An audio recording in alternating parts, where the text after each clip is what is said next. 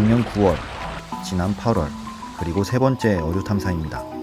우리는 이제 민물고기를 잡는 한 가지 방법을 알고 있습니다. 유속이 적당히 있는 곳에서 족대를 사용하면 돌밑이나 수초에 살고 있는 물고기를 채집할 수 있는데요. 왜 이런 곳에 민물고기들이 모여 있을까요? 이번에 방문한 부주에는 내돌이라는 마을이 있습니다. 내돌이의 뜻은 육지 속 섬인데 하천이 이렇게 용 모양으로 굽이치는 구조라 마을이 육지이지만 읍내와 분리된 섬처럼 생겼습니다. 이번엔 이곳 내돌이를 흐르는 금강에서 어류를 탐사했습니다. 우리는 각자 족대를 들고 바로 채집에 나섰죠. 빨리 담아야지.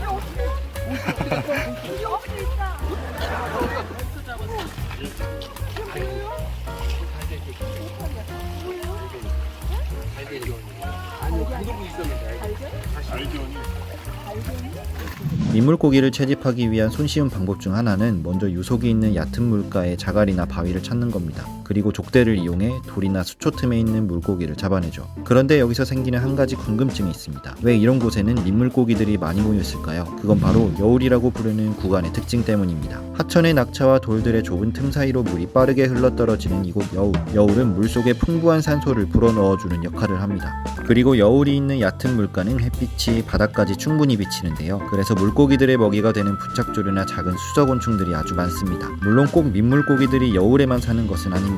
물이 얕고 유속이 빠른 여울진 곳이 있는 반면 물의 흐름이 느리고 깊이가 깊은 소라는 곳도 있습니다. 물이 깊은 소는 홍수나 다른 동물의 공격으로부터 물고기가 피할 수 있는 피난처 역할을 하기도 하고 유역력이 약한 치어들의 생육장소가 되어주죠. 사실 이런 면에서 보면 여울은 민물고기들에게 꽤나 위협적이고 위험한 장소이기도 합니다. 여울은 보통 수심이 얕은 편에 속하기 때문에 새들에게 쉽게 잡아먹힐 수 있기 때문인데요. 그럼에도 민물고기들은 여울을 포기하지 않습니다. 풍부한 산소와 햇빛, 다양한 먹이가 많은 여울은 위험을 감수하고서라도 살아갈 만큼 아주 매력적인 공간이니까요.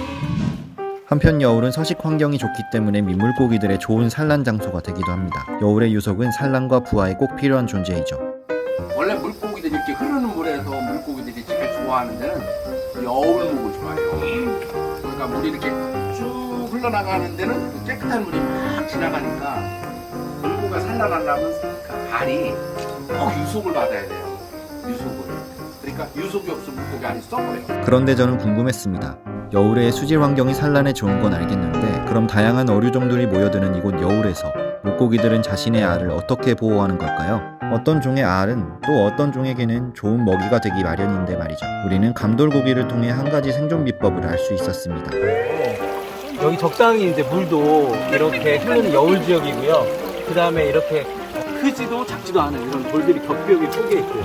그래서 이 친구들이 나왔는데 여기 오른쪽에 있는 종은 돌고기라고 하는 종이고 지금 왼쪽에 있는 이 종은 감돌고기입니다. 그래서 이 친구들은 산란을 할 때 돌 밑에 알을 붙이는 습성을 가지고 있어요. 보통 큰 돌 밑에 5월에서 6월에 이렇게 알을 낳고요. 또 특이한 점은 껍질 산란장에 마치 뻐꾸기가 탕난하듯이 알을 붙입니다. 그래서 감돌고기가 탕난한다고 하는 게 이 꺽지의 산란장에 탕난한다는 거예요. 왜 꺽지가 좋은 자리에 산란장을 잡으면 감돌고기가 힘이 약하니까 꺽지 산란장에 때려와가지고 산란을 이렇게 붙여요.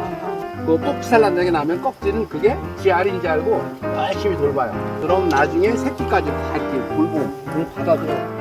그렇기 때문에 이때 저는 또 한 가지 궁금증이 생겼습니다. 만약 유속이 거의 없는 여울이 아닌 곳에 알을 낳는 경우 물고기들은 어떻게 알을 부화시킬까요? 그러니까 알을 숨길 만한 돌도 마땅치 않고 유속도 약해 산소도 부족하다면 말이죠. 호수에 사는 물고기 같은 경우는 자기가 수류를 만들어 보호해요. 알을 나누면 내버려두면 썩어. 왜? 산소가 부족해서. 그러니까 암컷이든 수컷이든 배지름으로 싹싹 지나가면서 알을 이렇게 끊겨줘요.